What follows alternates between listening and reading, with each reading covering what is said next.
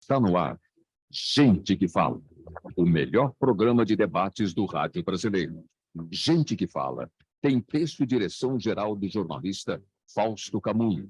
Gente que Fala reúne de segunda a sexta-feira formadores de opinião para discutir as principais notícias do dia. Gente que Fala tem o selo de qualidade APCOM. Olá, olá, boa tarde. O programa Gente que Fala está começando ao vivo pela Rádio 365, a sua rádio de todos os dias, com transmissão também pela AltV, a TV da internet e pelas redes sociais Instagram, Facebook, nosso canal no YouTube, tudo à sua disposição para você acompanhar essa nossa jornada de hoje, quarta-feira, até 1h da tarde. A gente quer você aí, curtindo, comentando, compartilhando a nossa transmissão. Participe também pelo nosso WhatsApp, 973350038 é o número. De novo, 973350038. Eu sou Mauro Friesman, meio-dia em ponto. Até aqui você ficou com o Lucas Neto apresentando o É Hora de Esporte, mas a partir de agora é hora do programa Gente que Fala. Então vamos conhecer os nossos entrevistados de hoje. Eu começo apresentando a doutora Luciana Farias. Ela é médica psiquiatra, especialista em gestão e saúde, estratégia de saúde mental e saúde no trabalho. Doutora Luciana, tudo bem? Bem-vinda mais uma vez. Obrigado por colaborar sempre com a gente. Muito obrigada mais uma vez pelo convite, Mauro. Um abraço aí a todos que estão nos assistindo e aos presentes aqui conosco para debater esses temas tão relevantes hoje. Obrigado, doutora Luciana. Também com a gente a Vanessa Pirolo. Ela é jornalista, criadora do projeto Coalizão Vozes do Advocacy em Diabetes e em Obesidade, escritora do livro Doenças Crônicas, Saiba Como Prevenir. Vanessa, tudo bem? Como estão as coisas? Obrigado por colaborar com a gente mais uma vez. Muito obrigada, está tudo bem comigo. Quero agradecer por estar aqui com todos vocês e ter esse espacinho para a gente falar um pouquinho depois sobre retinopatia diabética. Legal, a gente vai conhecer também Anderson Rosa, pró-reitor de Assuntos Estudantis da Unifesp, desenvolvedor técnico do programa Viver com Saúde da Fundação Mafre. Tudo bem, Anderson? Tudo bem, Mauro? Boa tarde a toda a nossa audiência. Agradeço o convite. Olha, já vai se juntar a nós o Dr. Carlos Schiavon. Ele é médico, coordenador científico e de ensino e cirurgião do Núcleo de Obesidade e Cirurgia Bariátrica da BP, Beneficência Portuguesa de São Paulo. Está aí saindo de uma cirurgia, já ele entra aqui na nossa conexão para essa conversa super importante hoje. Afinal de contas, quarta-feira você conhece o espaço aqui do programa Gente que Fala, sempre com os assuntos da saúde, do bem-estar e do comportamento. Nosso primeiro tema, 12:01, desde os ataques em São Paulo e em Blumenau, uma série de mensagens sobre supostos atentados que poderiam acontecer em escolas tem circulado nas redes sociais. Além da investigação dessas informações, especialistas alertam que a sociedade precisa agir coletivamente contra o pânico. Por enquanto, professores e a imprensa responsável, claro, tentam esclarecer que os boatos são falsos e que a sociedade não pode parar por medo. Medo não só das ameaças, dessas supostas ameaças, mas de muita coisa que já vem acumulada desde a pandemia. Não é, doutora Luciana? A gente está vivendo aí uma crise de medo, uma crise do medo neste momento na sociedade. O que está acontecendo? Essas questões de todos esses ataques, Mauro, que estão acontecendo, eles geram diversos desafios, né? Não somente do ponto de vista óbvio, né, do medo que é causado da possibilidade disso ocorrer na escola ali do seu filho, mas o fato de não se saber de onde vem o perigo é que deixa a maioria das pessoas assustadas. Obviamente, os pais, né? As crianças, muitas crianças estão procurando setores de suporte psíquico das escolas por medo, mas também os professores e todos os profissionais que estão ali. Uma coisa é fato, a gente ainda precisa entender que fenômeno que está acontecendo, mas o que preocupa nesse momento é entender se, existe nesse momento uma questão acontecendo como foi levantado, um grupo, talvez na internet, não sabemos bem, que está fomentando isso, né? E em paralelo, por que algumas pessoas, alguns adolescentes acabam aderindo a esse tipo de comportamento. Agora, uma coisa também que é sabido é que quanto mais se é divulgado num formato não adequado, isso pode gerar em pessoas, adolescentes, jovens, adultos que tenham alguma tendência a esse tipo de comportamento, que é sim um tipo de comportamento sociopata, né, de psicopata, a vir a desenvolver mais ações nesse sentido. Então, é algo que precisa ser visto com muito cuidado. As escolas elas estão tentando se proteger no melhor formato possível, mas tem sido de fato um desafio, porque não se sabe ao certo o motivo, o porquê e de onde vem o perigo.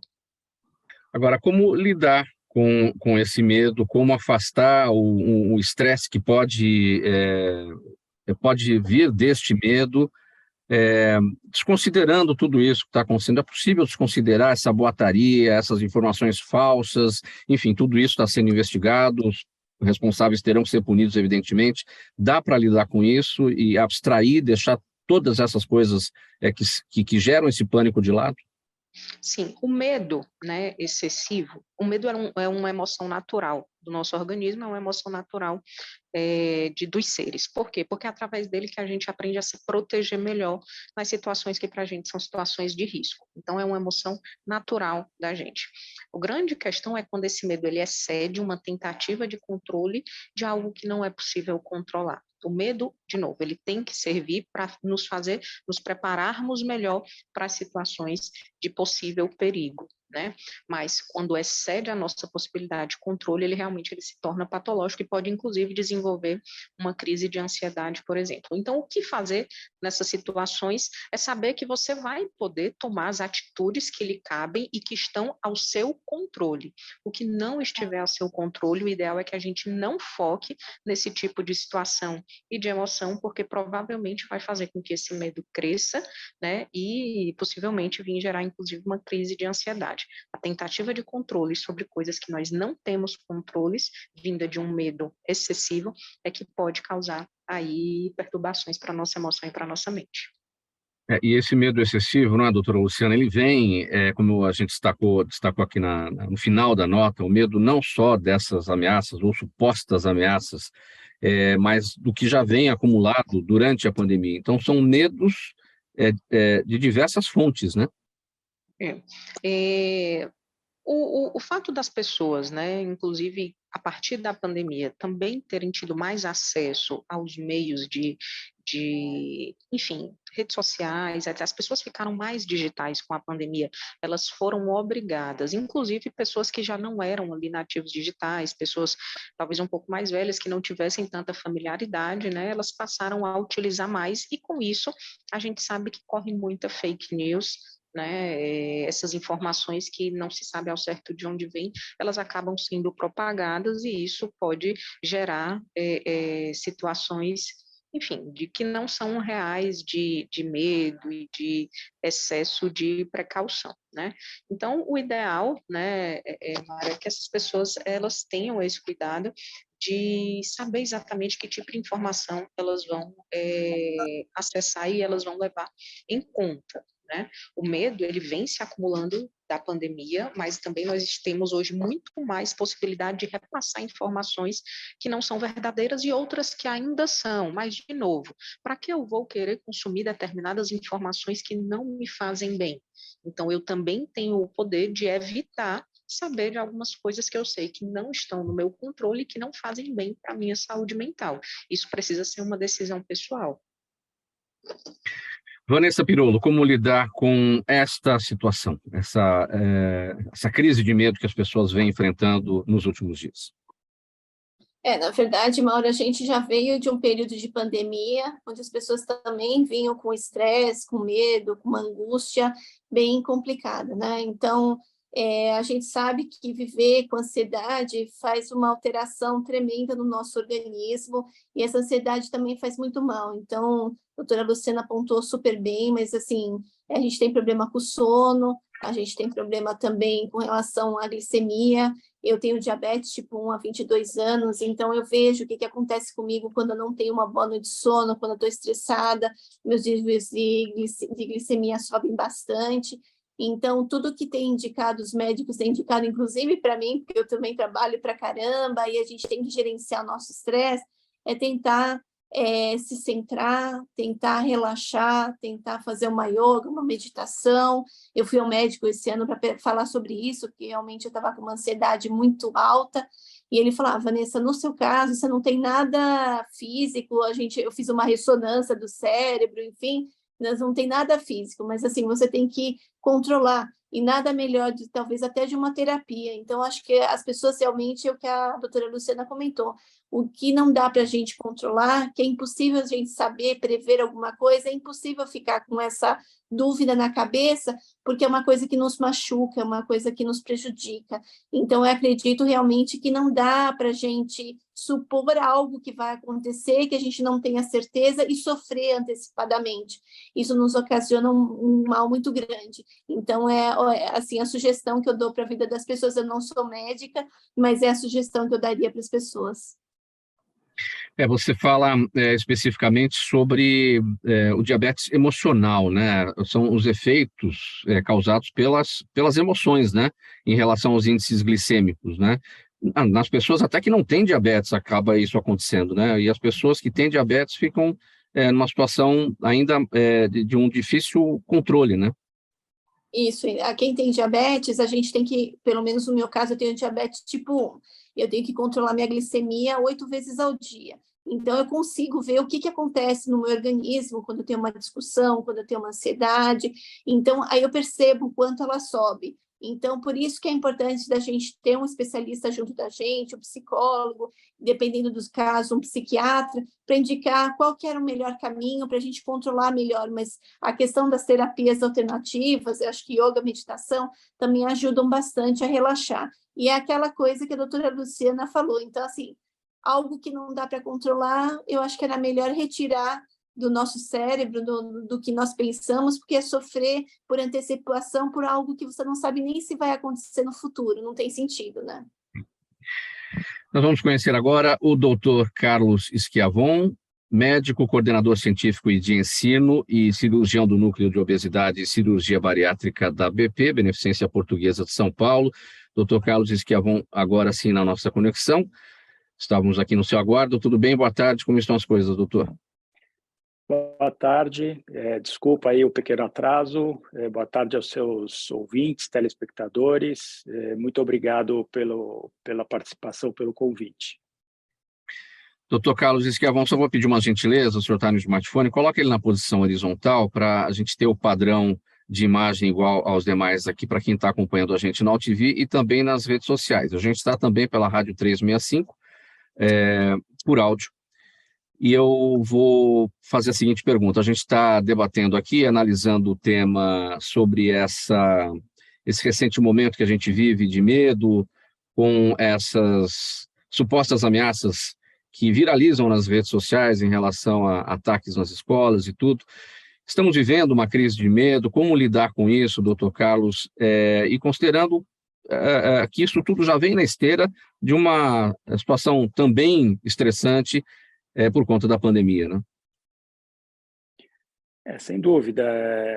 Acho que é importante a gente estar atento a essas questões, esses eventos desagradáveis, né, tristes.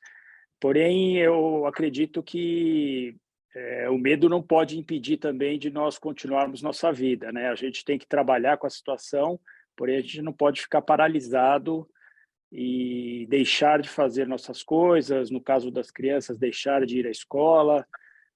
Eu acho que a gente vai ter que enfrentar a situação, que não é fácil, porém não podemos ficar presos, fechados em casa, porque não é isso que vai resolver. Sim. Anderson Rosa, para entender o seu ponto de vista também a respeito desse momento, você que é pró-reitor de assuntos estudantis da Unifesp, não é o melhor tema né, dentro dos assuntos estudantis, não é verdade? Com certeza, Mauro. Desde ontem, né, que eu fui bombardeado com pedidos de esclarecimento, toda a comunidade universitária com receio, esperando providências da gente que ocupa cargos de gestão.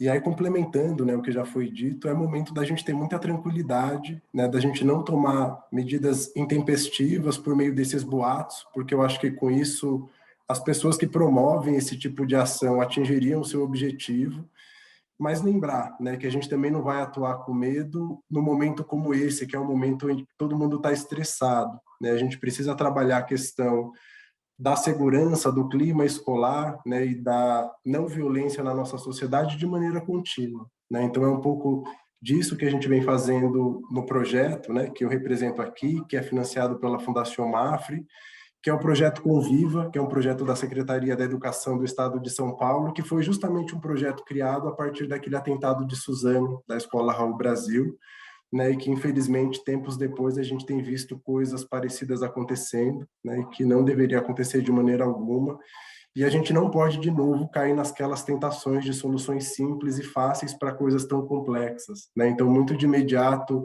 a gente acha que resolveria o medo armando a população, colocando a polícia dentro das escolas, quando na verdade, né, a sensação de segurança vai depender de outros tipos de ajuste fino, né, nas instituições de ensino, né, na segurança, envolvendo as famílias, né, e as escolas no trabalho de parceria, e também o setor da saúde, né, quando esse medo se torna algo paralisante, se pode se transformar até como um transtorno, né, uma questão mais crônica da saúde mental, como apontado aí pela doutora Luciana.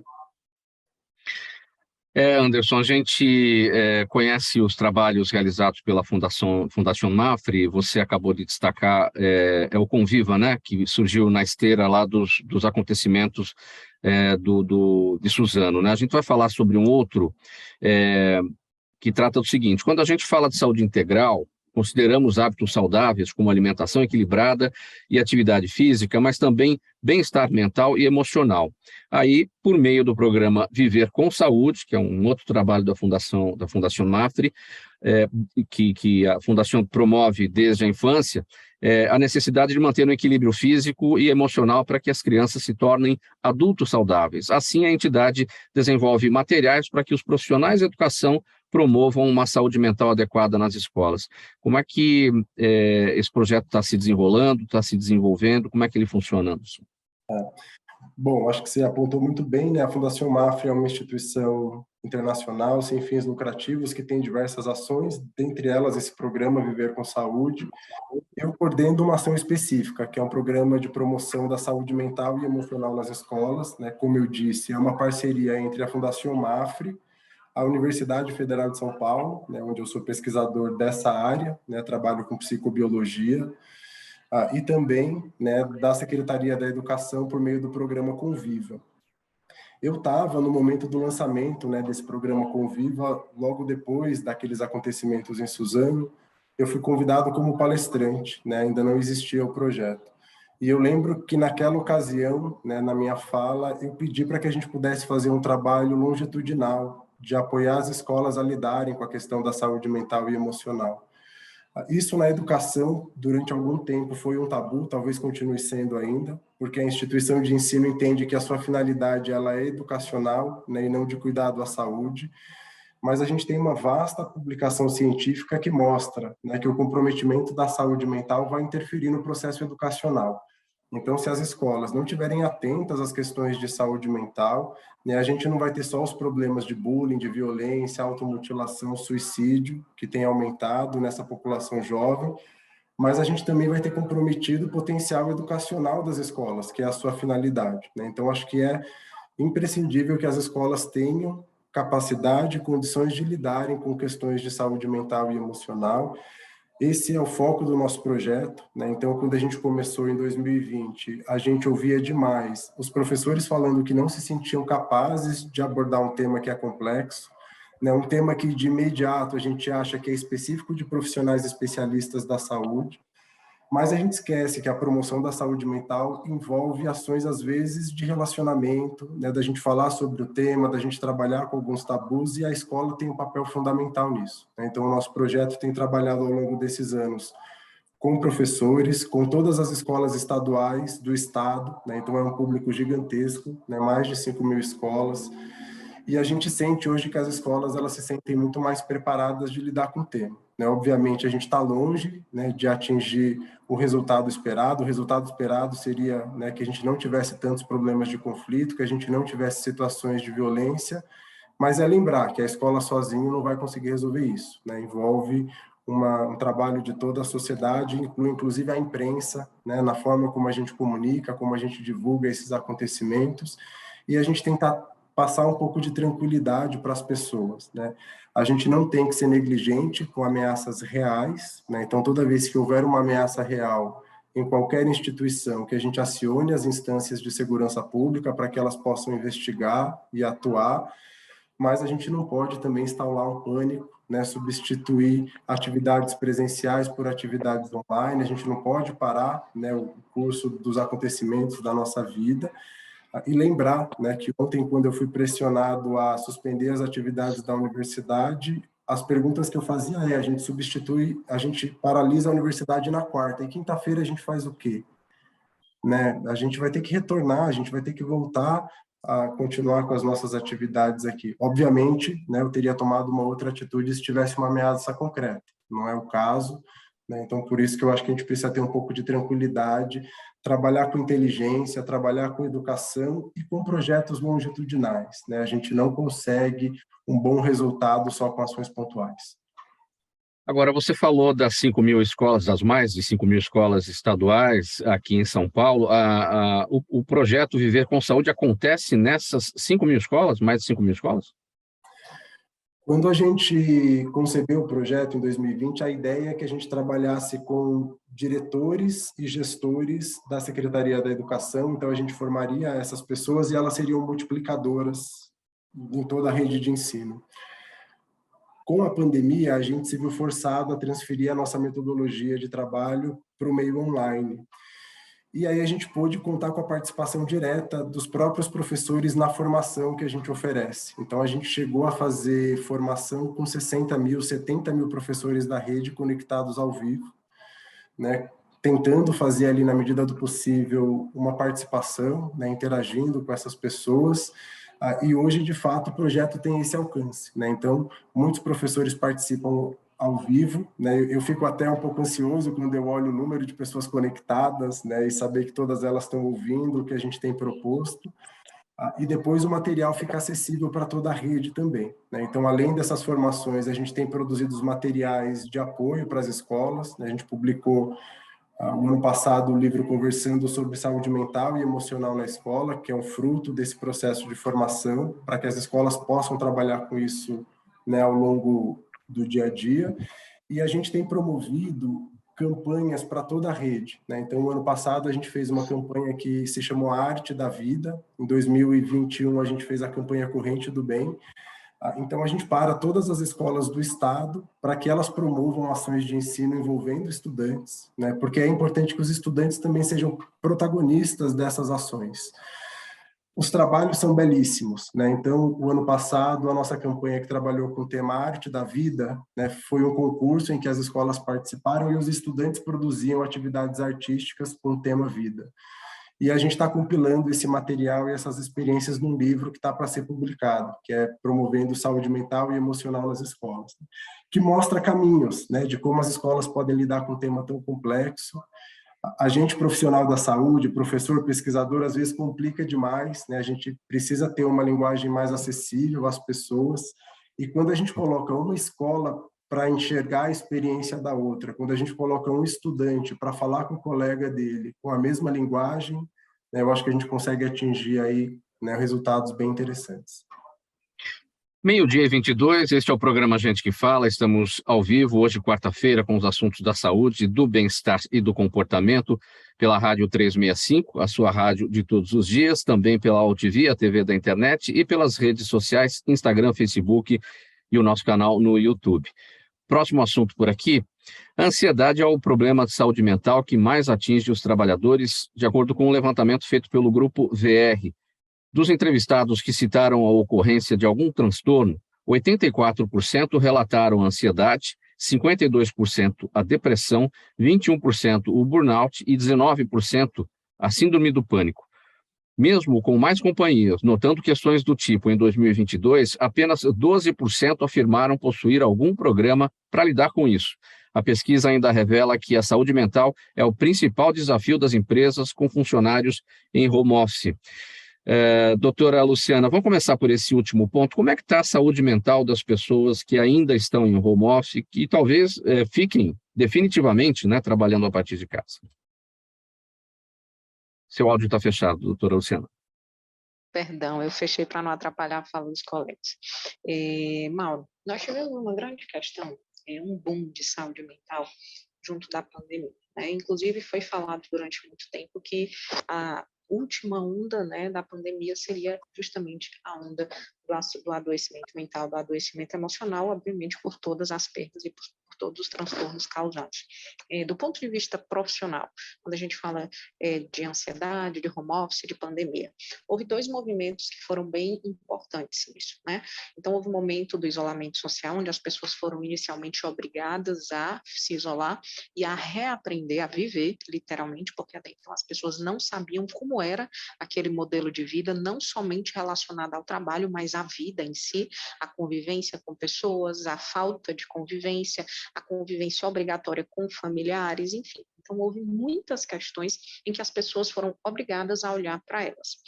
Nesse sentido, as pessoas tiveram que duramente aprender a conviver dessa forma, a viver e a trabalhar nesse formato durante quase 2 anos. E aí aconteceu que muitas delas aprenderam. E quando elas aprenderam, houve um movimento contrário, que foi retornar para as atividades presenciais, né? Ou seja, desaprender algo que elas já tinham aprendido, já tinham se habituado e que precisavam parar de fazer. Mas aí é até uma brincadeira, mas vamos dizer assim, se você nunca comeu um morango, por exemplo, você nunca, por mais que alguém te descreva, você nunca vai saber como é aquilo. Aí você pode até, nossa, isso parece que é bacana, mas você não vai saber como é. Agora, se um dia você já tiver provado, você vai dizer, poxa, é muito gostoso. Mais ou menos assim que aconteceu com as pessoas que aprenderam a trabalhar em home office e não precisaram mais pegar 1, 2 horas de trânsito, de transporte para ir trabalhar, que conseguiram adicionar ali no seu dia a dia 2 a 4 horas de outras atividades, principalmente por não haver necessidade de se transportar até o trabalho. Então, hoje há um fenômeno, né, não somente relacionado à ansiedade, mas principalmente a satisfação das pessoas em relação ao trabalho, né, que é voltado a isso. Hoje as pessoas, e durante a pandemia, as pessoas aprenderam também a priorizar outras coisas que até então elas não paravam para olhar para isso. Então, há um movimento, né, no Brasil, nos Estados Unidos, na Europa, inclusive de pedidos de demissão frequentes em massa, porque as pessoas aprenderam a valorizar coisas que antes elas nem sabiam como eram. Né? E quando a gente fala do ponto de vista da ansiedade, aí a gente traz também um pouquinho a história de que o Brasil é o país mais ansioso do mundo. Nós já tínhamos dados relacionados a isso antes da pandemia. E é possível que esse número tenha aumentado pelo menos em 25% pós-pandemia. Então, se nós já liderávamos esse ranking, hoje nós lideramos, né? É possível que hoje nós lideramos, a gente tenha essa liderança ainda mais, ainda que não tenha saído esse ranking absoluto. Em paralelo a isso, a ansiedade no trabalho, ela também ela vem do sentido da pessoa ter que retornar para o presencial, mas também de todas as demandas, né, que muitas empresas precisaram enxugar custos, enfim, para sobreviver no pós-pandemia. Ou seja, também aumentou e mudou a forma de trabalhar com esse retorno. E aí gera sobrecarga, cansaço, frustração, e aí esse estresse crônico psíquico, ele pode gerar sintomas como ansiedade. Agora, doutora Luciana, em relação a esse próprio estudo, esse levantamento do Grupo VR, enfim, que aponta a ansiedade como o problema de saúde mental que atinge os trabalhadores entre os entrevistados, né? 84%. Eu olho para esse número e acho bastante alto. Vem na sequência aí a depressão, burnout e síndrome do pânico. Esse índice, 84%, ele surpreende. Por que essa pergunta? Porque tem muita gente que não entende exatamente o conceito de ansiedade. O que significa isso? Eu sou ansioso, então vai lá e responde. né? E ansiedade é uma doença, é um problema muito sério, né? Enfim, será que não está muito superestimado esse índice, não? As pessoas se colocam como ansiosas e, de fato, não são. Sim. Pode sim.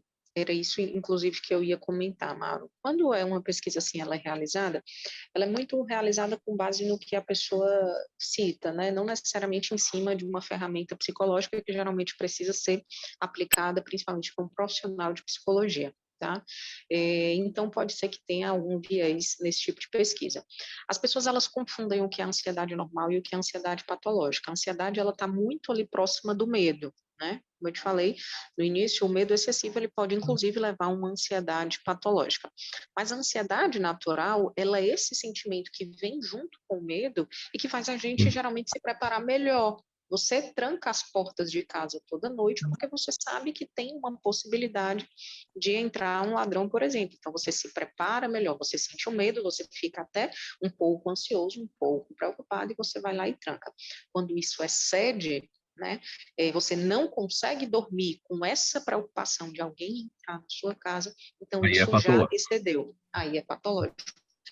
Elas, obviamente, a gente precisaria passar por uma massiva psicoeducação, vamos dizer assim, para que elas entendessem melhor esses conceitos, mas a ansiedade não é só um pouco de nervosismo, um pouco de angústia relacionada a algo que não aconteceu. Tá? A ansiedade é relacionada a algo que eu imagino no futuro e que ainda não aconteceu. O medo geralmente é relacionado a algo que está acontecendo agora e eu vejo, e por isso eu sinto medo.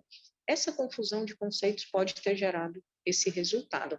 Agora, o principal para a gente entender quando é que eu preciso de ajuda, quando é que passou da conta, é saber se aquilo está fazendo eu perder minha funcionalidade para trabalhar, minha funcionalidade para me relacionar, minha funcionalidade para dormir, como no exemplo que eu dei. Eu fico com a preocupação, eu fico com medo, eu fico algo ansioso, eu vou lá e tranco as portas, coloco uma grade, coloco uma cerca elétrica, durmo o sono tranquilo, porque o que estava ao meu alcance, eu fui lá e fiz. Quando excede a minha funcionalidade, ou seja, a minha função é dormir bem, isso faz parte da funcionalidade do meu organismo, e eu perco minha noite de sono, eu não consigo mais me concentrar no trabalho, eu não consigo mais sair de casa para me relacionar com as pessoas, então aquilo já está afetando a minha funcionalidade e chega a hora de eu buscar ajuda. Sim. E para finalizar esse tópico, doutora Luciana, o que as empresas podem fazer? Afinal, só as grandes que, na verdade, têm programas específicos para os funcionários participarem e lidarem melhor com o problema. Isso tem sido uma dor das empresas também, tá, Mauro? Então, eu acho que muito do que não está acontecendo é também por algumas empresas não saber exatamente como agir, né? Então, primeiro, levar informação. Informação é sempre o mais importante para que as pessoas entendam e, a partir daí, consigam se cuidar e tomar algumas decisões relacionadas a isso. Quanto mais informação as pessoas puderem ter, as pessoas tiverem nesses ambientes do que é, de como diferenciar, de quando procurar ajuda, enfim, isso é fundamental.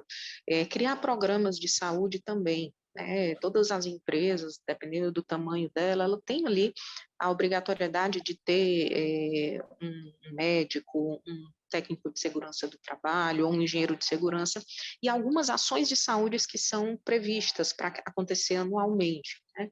Então, é importante que ações de saúde voltada para a saúde mental, elas aconteçam.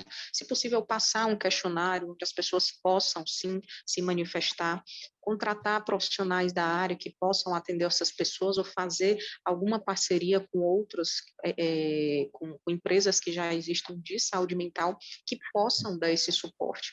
Saúde mental no trabalho, ela também está muito atrelada à saúde pessoal. Então, assim, é impossível um não impactar no outro. Então, essa avaliação de saber é um processo um pouco mais profundo e precisa ser realizado, mas principalmente a base disso é ensinar as pessoas o que significa, quando está afetando e quando procurar ajuda. Doutor Carlos Schiavon, faltando 28 minutos para 13h, olha, eu vou insistir nesse tema ainda com uma pergunta para o senhor, doutor Carlos, porque o senhor é um cirurgião, né? E lida com a ansiedade das pessoas, evidentemente, a todo instante, porque as pessoas estão procurando o tratamento adequado para o problema que elas têm, e isso já gera uma ansiedade natural. Junta isso com as questões do dia a dia, né? E vem aí aquela bola de neve. Como é que naquele primeiro contato com o paciente que vai em busca aí dos seus trabalhos profissionais, como é que isso funciona para detectar a ansiedade e primeiro trabalhar esse ponto para depois ver o que o paciente tem e precisa ser operado, digamos assim? Seu áudio fechado, doutor Schiavon.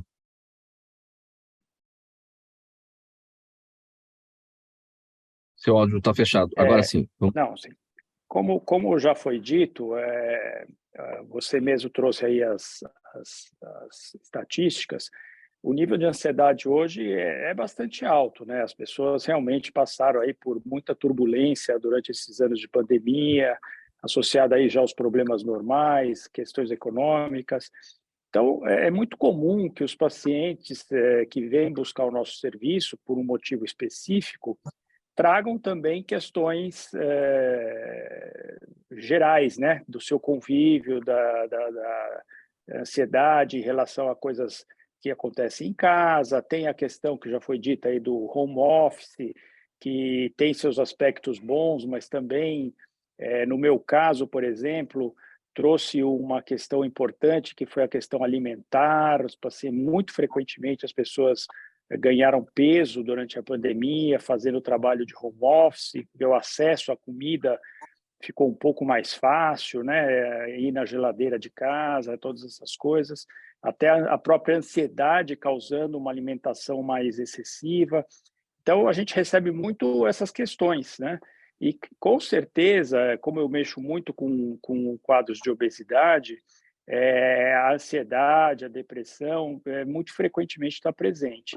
E ela tem que ser trabalhada, sem dúvida alguma, com uma equipe multiprofissional para que você consiga uma abordagem de sucesso no tratamento dessas pessoas. Então, hoje a gente não pode menosprezar essas questões que os pacientes trazem, porque muitas vezes essas questões psíquicas e até às vezes de quadros psiquiátricos mesmo, se não tratados, você não consegue resolver o problema que o paciente está te trazendo, né? Quer dizer, você até atua cirurgicamente, porém as questões psíquicas acabam atrapalhando o sucesso do tratamento. Doutor Carlos Schiavon, a gente vai seguir aqui no seu tema, que é a cirurgia bariátrica, 24 minutos para 1 da tarde agora, programa Gente que Fala no ar, sempre quarta-feira, os assuntos da saúde, do bem-estar e do comportamento, aqui pela Rádio 365, a sua rádio de todos os dias, pela UTV, a TV da internet e também pelas redes sociais, Instagram, Facebook e o nosso canal no YouTube. O número de brasileiros obesos passou de pouco mais de 20% em 2019 para 22% em 2021, e já deve ser bem maior, segundo dados do Ministério da Saúde. Na BP, houve um aumento de 20% no número de cirurgias bariátricas em 2022 em relação a 2020. Referência nesse tipo de cirurgia, o hospital criou o Núcleo de Obesidade e Cirurgia Bariátrica para atender pacientes obesos desde a fase clínica até a pós-cirúrgica, onde utiliza tecnologias minimamente invasivas com a ajuda de robôs.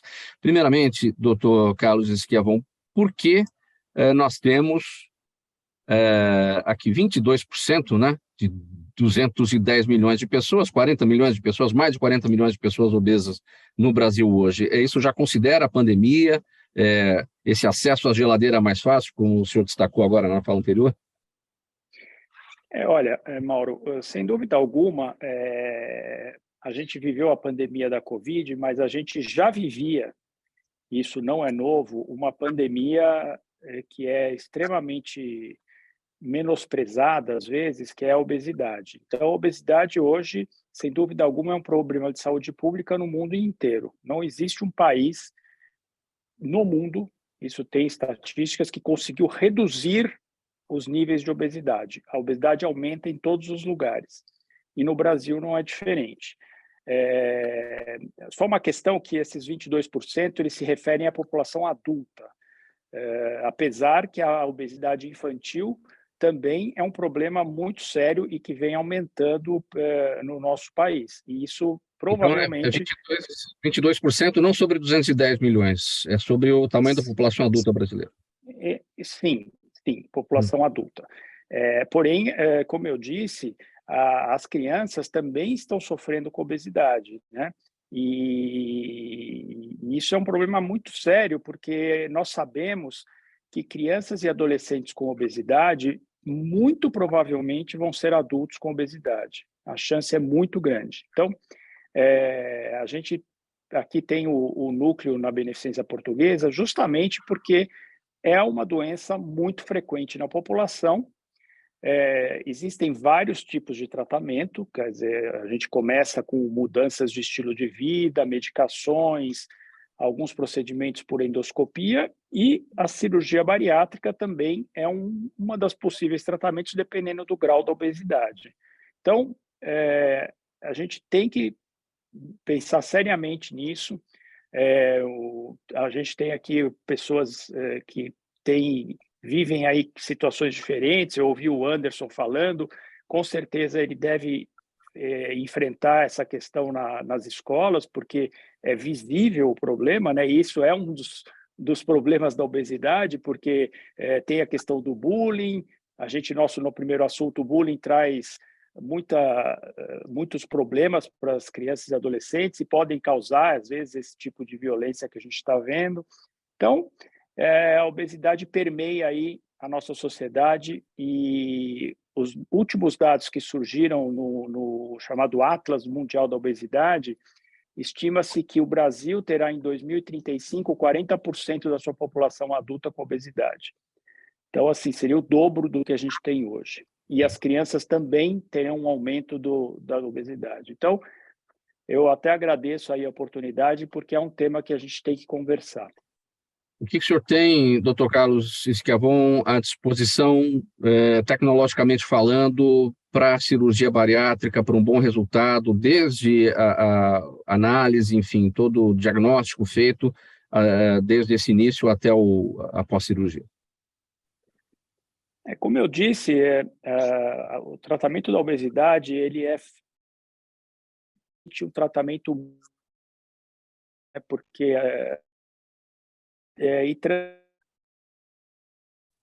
Dr. Carlos Schiavon, a gente tem algum problema. Agora sim, já retornou a sua conexão. Sim, deu uma falha aí, mas pode seguir. Então, a gente tem que ter um trabalho multiprofissional, tem que ter as questões nutricionais, as questões psíquicas, a parte médica, endocrinológica e a própria cirurgia. Então, nós temos aqui o que a gente chama de linha de cuidado, que vai avaliar o paciente de forma global, no pré-operatório, avaliar as condições clínicas do paciente, orientá-lo quanto às questões pós-operatórias. E a gente dispõe, no centro cirúrgico, como até você mesmo já falou, de toda a tecnologia possível. As cirurgias hoje são feitas de forma chamada minimamente invasiva, e até, em algumas situações, utilizando cirurgias robóticas, que facilitam um pouco a cirurgia, principalmente nos pacientes que têm uma obesidade extremamente severa. Quer dizer, o grau de obesidade é muito alto, então essas cirurgias facilitam o tratamento. Então, é fundamental para as pessoas que estão nos ouvindo e que eventualmente estão pensando em uma cirurgia bariátrica, que procurem serviços que tenham esse atendimento global do paciente. A gente não pode, às vezes, o insucesso que muitas pessoas falam, que as cirurgias, mas tem um grau de insucesso, as pessoas reganharam peso. Muitas vezes está ligado à falta desse atendimento multiprofissional e de apoio ao paciente. Sobre essa questão da obesidade, eu quero ouvir também a Vanessa e o Anderson, dois aspectos, dois vieses. Vanessa, o paciente diabético tem que estar sempre de olho na questão da obesidade, né? Com certeza, tem uma ligação muito estreita entre diabetes e obesidade, diabetes tipo 2. Então, a gente, inclusive, hoje eu participei de uma reunião com o secretário de Saúde do Estado de São Paulo, porque eu estou assessorando também a Associação Brasileira de Estudos de Obesidade e Síndrome Metabólica, que é a ABESO. E foi falado na reunião que precisa aprimorar bastante a linha de cuidado de pessoas com obesidade, porque foi falado, inclusive, de 4 anos para cá, essa questão da obesidade infantil aumentou consideravelmente. Então, a questão, inclusive, de não pesar a criança nas escolas é uma forma até de ajudá-la, porque existe a questão do bullying, e aí, muitas vezes, essa criança tem outros problemas acoplados para ter esse grau de obesidade e vai dificultar muito o tratamento dessa criança. Então, a obesidade tem uma ligação muito estreita com o diabetes. A gente tem, inclusive, feito um programa de capacitação das associações de diabetes para tratar pessoas com obesidade. Essa reunião com o secretário de Saúde ficou evidente que precisa ampliar a linha de cuidado de pessoas com obesidade. Aqui em São Paulo foi falado, inclusive, quem precisa de uma operação no Sistema Único de Saúde, a fila é de 10 anos, para você conseguir entrar na fila e depois realmente fazer o tratamento, fazer a cirurgia.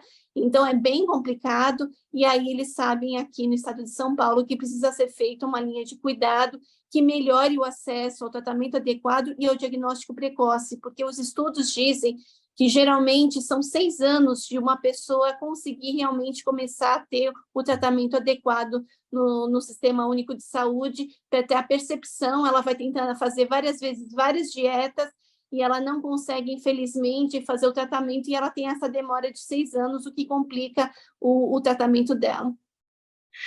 E a outra reflexão em relação à obesidade é justamente, Anderson, com relação ao bullying, né? A relação entre bullying e obesidade, porque o bullying, a prática do bullying, ela está relacionada com características físicas, né, daquela pessoa que sofre o bullying. Exato, Mauro. Primeiro, lembrar que o bullying não é um fenômeno da sociedade atual, né? Que ele sempre existiu, mas com o advento das redes sociais, a proporção que isso toma, né, é muito maior. Então, de um lado, a gente tem uma pressão estética de determinados padrões físicos que estão distantes para a maioria das pessoas, né? Então, acho que isso gera padrões de consumos alimentares, às vezes, com transtorno, né, compulsivos. Então, isso favorece, né, que haja um aumento aí da obesidade, sem falar da questão dos hábitos, do sedentarismo, do tempo de tela. Isso afeta mais diretamente essa nova geração de crianças e adolescentes, né? Então, a gente tem que lembrar, talvez, das nossas infâncias, que a gente dedicava grande parte do nosso tempo brincando, né, em atividades que exigiam movimento corporal.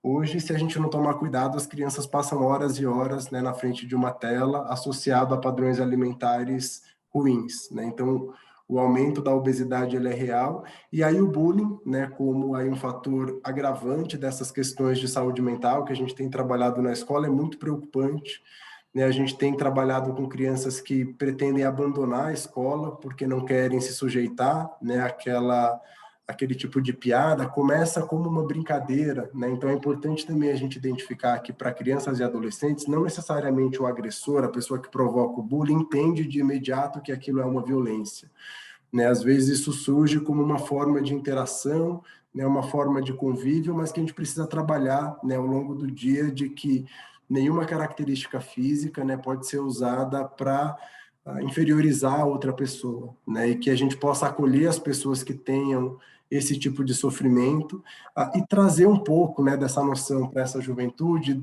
da diferença entre o que é, né, a nossa vida real, os valores que de fato importam, daquilo que acontece na vida virtual, né, que está cheio de expectativas muito distantes da realidade, da condição socioeconômica daquela pessoa, né, das condições anatômicas hereditárias que as pessoas têm, né? Então, acho que a escola pode ter um papel também educativo, né, de entender que há muitas formas estéticas e de beleza, né, e que a gente não precisa seguir um único padrão.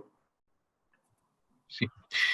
Programa Gente que Fala no ar, edição de quarta-feira, as questões da saúde, do bem-estar e do comportamento por aqui. Você segue a gente, estamos aqui ao vivo na Rádio 365, a sua rádio de todos os dias, também pela Altivia TV da internet e pelas redes sociais. O próximo assunto aqui para a Vanessa. Olha, Vanessa, com a campanha a retinopatia é grave e pode cegar, a coalizão Vozes do Advocacy em Diabetes e Obesidade busca sensibilizar a população sobre a importância do diagnóstico antecipado da retinopatia diabética e chamar a atenção das autoridades sobre a fila de espera tanto para consultas ao oftalmologista, quanto para os exames necessários. Segundo a entidade, a doença é a maior causa de cegueira em pessoas com diabetes e cerca de 80% dos casos poderiam ser evitados com o reconhecimento precoce do problema e o devido acesso ao tratamento adequado. O diabético tem essa consciência, tem essa noção dos riscos da retinopatia, no caso de um descontrole? Oi, Mauro, infelizmente não. Sabe por quê? Porque boa parte da população brasileira com diabetes é tratada pelo clínico geral.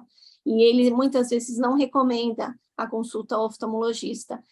Segundo dados da Sociedade Brasileira de Diabetes, a gente tem no país cerca de 6 mil endocrinologistas e não dariam conta desses 8 milhões de pessoas diagnosticadas com diabetes no país e mais 8 milhões que provavelmente ainda não sabem que tem a doença e já tem a condição.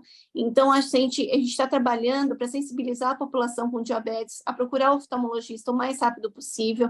Ela precisa fazer uma visita a esse profissional pelo menos uma vez ao ano. Aí a gente tem um problema muito sério também. Quem depende do Sistema Único de Saúde, a fila é imensa. E hoje, junto ao secretário de Saúde, nós comentamos que a pessoa não pode demorar 8, 9 meses para ter acesso a um oftalmologista no Sistema Único de Saúde para conseguir fazer, principalmente, o popularmente chamado exame de fundo de olho. É impossível. A pessoa, durante essa fila, ela fica cega. A questão do diabetes mal controlado, ela vai corroendo os vasos sanguíneos que irrigam a retina. E esse é um problema muito sério, que a pessoa fica improdutiva e onera muito mais o Estado. Então, a gente gostaria de sensibilizar, a gente tem projeto que já foi conversado com a Secretaria de Saúde, já foi apresentado em 2019, de ter uma ramificação desses oftalmologistas melhor no estado de São Paulo, e nós gostaríamos que eles levassem realmente a cabo esse projeto. E aí a gente vai ter uma outra reunião com a Secretaria de Saúde. Hoje foi comprometido de a gente ter essa reunião e a gente espera que isso seja sensibilizado. Então, essa campanha que está aí com vocês, inclusive, quero convidar todo mundo a entrar no vozesdoadvocacy.com.br, assistir a nossa campanha, porque a gente teve o depoimento de 3 pessoas com diabetes que têm retinopatia diabética e um médico, que é o Dr. Arnaldo Bordão, da Sociedade Brasileira de Retina in Vitro, que estavam presentes nessa campanha. Qual que é a abordagem, Vanessa, da campanha, não só em relação aos diabéticos, mas em relação à população de uma maneira geral, porque tem muita gente que tem diabetes e não sabe disso, porque não vai ao médico, não faz controle, não faz a medição da glicemia, e essas pessoas estão correndo risco. Inclusive, nós, no ano passado, fizemos a campanha Prevenção Salva Vidas, porque nós gostaríamos de sensibilizar toda a população brasileira a fazer o exame de glicemia em jejum e aí repetir se caso houver alguma alteração. Nós fazemos campanhas no Novembro Azul em muitas cidades brasileiras para sensibilizar, aquela campanha que geralmente está no metrô, está na praça, para sensibilizar as pessoas a fazer o teste, que é um pré-teste do diabetes, né? Então, um pré-diagnóstico. Então, a partir do momento que a gente conseguir sensibilizar e a gente, através dessa campanha do ano passado, nós propusemos um projeto de lei para que passe em Brasília e que a gente tenha o diagnóstico nas urgências e nas emergências, que esse teste esteja feito na população. Só que, claro, o governo acha muito claro. Então, a partir do momento que a gente tem um projeto de lei que vai tramitar e a gente consiga sensibilizar o Ministério da Saúde sobre isso, vai fazer muita diferença para que esse diagnóstico precoce dessas pessoas seja feito o mais rápido possível para que ela não tenha as complicações. Qual é o índice glicêmico, ou, em português mais claro aqui, qual é a dosagem de açúcar considerada normal no organismo de uma pessoa, para dizer que a pessoa não tem diabetes? Qual é a dosagem que vai considerar que a pessoa é pré-diabética e que é diabética? Em jejum é de 70 a 99. Então, essa taxa de glicemia é a ideal para a pessoa não ter diabetes. Quando a pessoa almoça, 2 horas depois, até 140 miligramas por decilitro é a taxa ideal para a pessoa não ter o diagnóstico de diabetes. Então, por isso que é feita, inclusive, a curva glicêmica para ter a constatação se a pessoa tem ou não diabetes. E a partir de 140, a pessoa já é diabética? Não, no essa jejum. aí, Mauro, na verdade, é um complemento do exame em jejum. Então, a ideia é que depois, se houver alteração dessa taxa acima de 140, se a pessoa almoçou, jantou, enfim, fez o teste de glicemia, por exemplo, o ponta de dedo, que é o mais popularmente utilizado, se ela vê alteração, ela precisa conversar com o médico dela, que o médico vai orientar o que ela precisa fazer. 7 minutos para 1 da tarde, programa Gente que Fala agora, trazendo as perguntas da nossa audiência. Brevidade a todos, gente, para que a gente consiga responder a todas aqui, uma para cada um. Como a Vanessa está falando, eu começo com você. Paula de Maria está no Facebook, pergunta se a retinopatia diabética tem cura, Vanessa. Infelizmente, é uma doença que ela pode regredir.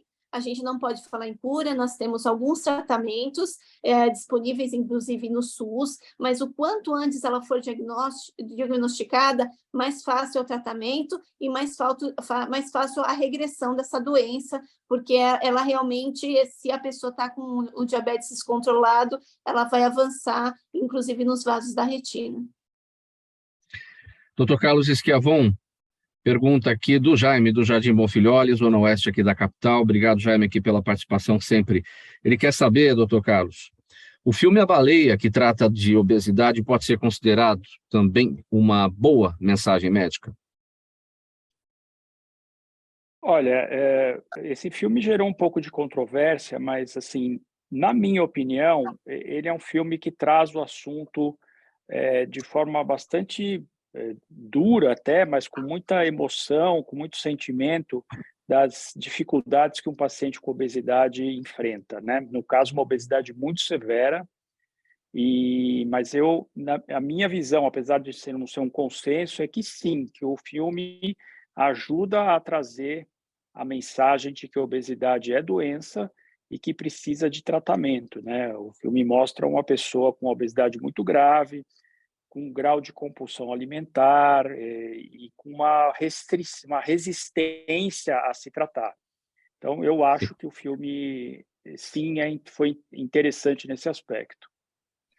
Doutora Luciana, o Lucas Prado no YouTube quer saber qual é a sua recomendação para alguém que se sente com todos os sintomas de uma síndrome de burnout, mas não pode se afastar do trabalho. Bem breve, doutora Luciana.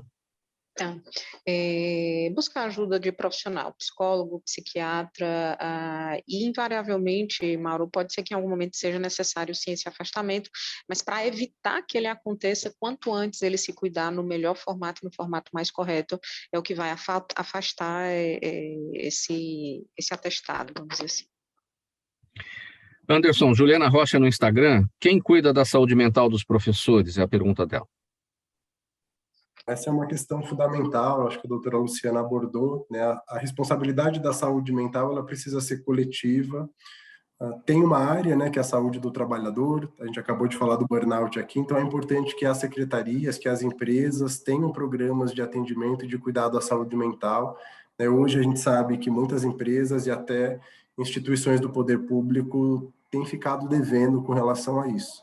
Mas a gente recorda, né, que uma pessoa precisa estar saudável para que ela possa cuidar da saúde mental de outra. Faltando 4 minutos para 1 da tarde, a gente já está chegando no finalzinho para colocar um ponto final nessa edição do programa Gente que Fala de hoje. Vamos então às despedidas, bem brevemente. O Anderson está com a palavra. Sua mensagem final, Anderson, e seus canais. 10 segundos para você. Bom, Mauro, quero agradecer a oportunidade de falar de temas tão importantes aqui, né? Me coloco à disposição tanto enquanto docente da universidade, como também representante aqui da Fundação Mafre, né? Por Anderson Rosa no Google, consegue acessar currículo Latte e todas as formas de contato que a gente tem aqui. Doutora Luciana, Sim, concluído, Anderson? Desculpe, eu achei que tivesse cortado. Doutora Luciana, mensagem final e os canais, bem rapidinho. Agradeço mais uma vez a oportunidade, deixo aí meus canais, DRA.Luciana Farias, a abreviação de doutora, tanto no Instagram como no Facebook, YouTube, para a gente falar sobre saúde mental, saúde das emoções, comportamentos, respondo todas as dúvidas e lá tem muito material sobre saúde mental. Obrigado, doutora Luciana. Vanessa, sua despedida e seus canais. Quero agradecer aqui o espaço, muito obrigada a toda a equipe de vocês. Eu recomendo para todo mundo entrar no nosso site, vocesdoadvocacy.com.br, lá nós temos a campanha, então assistam a campanha, sensibilizem, compartilhem com as demais pessoas, porque a gente precisa sensibilizar mesmo a população a procurar um oftalmologista e a ter o tratamento adequado. Muito obrigada. Mensagem final, doutor Carlos Schiavon, e seus canais também. Bom, muito obrigado. A mensagem é que obesidade é uma doença crônica e precisa de tratamento. Não deixe de buscar tratamento. O site aqui do hospital, onde se encontra o núcleo de obesidade, é bp.org.br. E nas minhas redes sociais, @carlos.a.schiavon, ou só Schiavon, doutor Schiavon vai me achar, e eu agradeço muito a oportunidade. Vamos colocar, então, o ponto final nessa edição do programa Gente que Fala de hoje, quarta-feira. Trouxemos aqui os assuntos da saúde, do bem-estar e do comportamento, como é tradição aqui às quartas-feiras. Participaram com a gente hoje Dr. Carlos Schiavon, médico, coordenador científico e de ensino e cirurgião do Núcleo de Obesidade e Cirurgia Bariátrica da BP, Beneficência Portuguesa de São Paulo. Doutora Luciana Farias, médica psiquiatra, especialista em gestão em saúde, estratégia de saúde mental e saúde no trabalho.